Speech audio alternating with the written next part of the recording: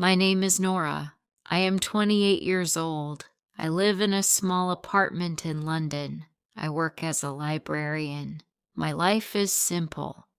Every morning, I open the library at 9 o'clock. I arrange books on the shelves and help visitors find what they need. Then I met Clark, and everything changed. The first time I saw Clark was at the library. He held 3 books in his hands and looked confused. I said, "Can I help you?" Clark looked at me and smiled. He said, "I hope so. These books all look the same." I laughed. I said, "They are not the same." Clark said, "That's good, because I need the right one for a work project." Clark told me he was an engineer. We talked for almost 20 minutes. That was the beginning. After that, Clark started visiting the library often. At first, he started bringing me coffee. Then he started asking me to dinner. 3 months later, we were officially dating. Everything felt easy with Clark. He was kind. He listened carefully. When I said I wanted to visit the ocean, he planned a trip. When I had a difficult day, Clark knew exactly what to say. For the first time in years, I felt completely safe with someone. I thought I had found my future husband. For 2 years, our relationship seemed perfect. Of course, we argued sometimes. Every couple does, but nothing serious. Nothing seemed dangerous. Then things began to change. At first, I ignored them. One evening, we were having dinner at my apartment. Clark's phone buzzed on the table. A message appeared on the screen.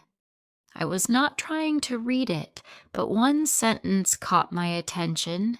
It said, "I miss you already." There was also a heart emoji. My heart beat fast. Clark quickly picked up the phone. I tried to sound normal. I said, "Who was that?" Clark smiled. He said, "It's my cousin." I nodded, but something felt strange. Why would a cousin send a message like that? Still, I pushed the thought away. I trusted him. Over the next few months, similar things happened. Clark started taking phone calls outside. Sometimes he disappeared for several hours. Sometimes he canceled plans at last minute. He always had a reason, like work emergencies, family problems, unexpected meetings. His reasons sounded believable, but it felt like Clark was hiding something. One night, Clark came over carrying flowers, beautiful white roses. He kissed my forehead. He smiled. He acted like the man I loved. For a moment, I felt guilty. Maybe I was imagining everything. Maybe I was being unfair. Then another message appeared on his phone. This time, I saw it clearly. It said, "Can't wait to see you tomorrow." I froze. Tomorrow? I thought Clark was spending tomorrow with his parents. Later that evening, I finally asked him. I said, "Clark, are you hiding something from me?" Clark looked surprised. He said, "No." I said, "Are you sure?" He said, "Nora, I love you." That was not an answer, but I wanted it to be, so I accepted it. That was my mistake. The truth arrived 2 weeks later. It was a rainy Tuesday. The library was almost empty. Around 4 o'clock, a woman walked inside. She looked nervous. She carried a small child in her arms. At first, I thought she was just another visitor. Then she came to my desk. She said, "Are you Nora?" I said, "Yes." She said, "I need to talk to you." We sat on the sofa. The little boy slept peacefully against her shoulder. The woman looked at me. Then she asked, "How long have you been dating Clark?" My blood turned cold. I said, "Almost 2 years." Her eyes filled with tears. She said, "I was afraid you would say that. I could not breathe." I said, "Who are you?" The woman looked down at the sleeping child. She said, "My name is Mary, and this is Clark's son." My heart stopped. I stared at her, then at the child, then back at her. I shook my head. I said, "No, that's impossible." Mary reached into her purse and took out several photographs. My hands shook as I looked at them.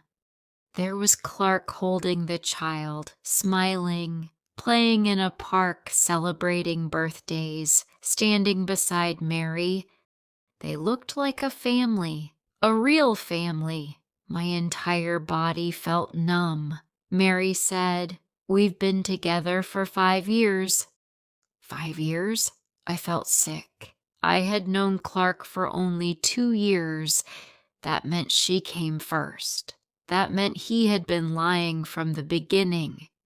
I said, "Why are you telling me this now?" Mary said, "Because I just discovered you.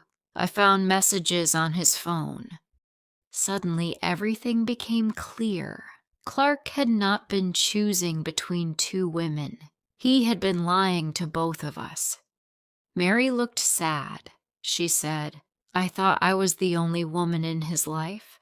I laughed bitterly. I said, "So did I." For several minutes, neither of us spoke. Then Mary said, "I'm sorry." I looked at her. I said, "Why are you apologizing?" Mary said, "Because you're suffering because of him." I felt tears in my eyes. I realized something important. We were not enemies. We were victims of the same lie. That evening, Clark called me. He said, "Hey, beautiful." His voice sounded completely normal. I couldn't believe it. How could someone lie so easily? I said, "Clark, can we meet tonight?" He said, "Of course. I'll text you the address." 2 hours later, Clark arrived at a cafe. He walked inside smiling. Then he saw Mary and everything changed. His smile disappeared. His face turned pale. Nobody moved. Then Clark said, "Oh no." Mary sat beside me. Clark looked trapped. He said, "Nora, I can explain." I laughed. I said, "No, you can't." He looked at Mary. He knew there was no escape. Clark admitted everything. He said he loved both of us. He said he had planned to continue seeing both of us. He thought he could manage 2 relationships forever. The more he talked, the worse it became. Finally, I asked the question that mattered most. "Who were you planning to choose?" Clark looked down. He said, "I don't know." My heart broke. Not because he loved someone else, but because he never planned to choose. Clark wanted everything. He wanted Mary. He wanted me. He wanted the family he had built and the secret relationship he had created. Mary picked up her son. She looked at Clark. She said, "I gave you 5 years. We're done." For the first time, Clark seemed ashamed, but it was too late. Some damage cannot be repaired. Clark said, "Please, Mary." But Mary did not listen. She shook her head. Then she walked away. I watched her leave. Then I looked at Clark. I said, "I loved you. Now I don't know who you are." I stood up. Clark reached for my hand. He said, "Nora, please." I shook my head. I said, "No, Clark, you don't deserve me." Then I walked away. Months passed. I cried often. I missed the man I thought Clark was. But the man I missed never really existed. He was a character, a carefully created version of himself. Healing took time. I focused on my work. Little by little, life became better. 6 months later, Mary visited the library. She looked stronger, happier. Her son was running around. We talked for 2 hours. Mary told me she had started a new job. She had moved into a new apartment. She was rebuilding her life. Before she left, she said, "We lost the same man, but we found ourselves again." She was right. 1 year later, I was standing behind the library desk when a man approached. He needed help. For a moment, I remembered Clark, but this wasn't Clark. This was someone new. And for the first time, I wasn't afraid. Maybe that was the real ending, not finding another relationship, not finding another man, because people can lie. People can betray, people can break your heart, but they do not get to destroy your future. Clark loved 2 women. In the end, he lost both. Real love cannot exist without honesty, without trust. Love becomes just another beautiful lie. If you were Nora, would you forgive Clark? Do you think a person can truly love 2 people at the same time? If you liked this story, please like, comment, share, and subscribe.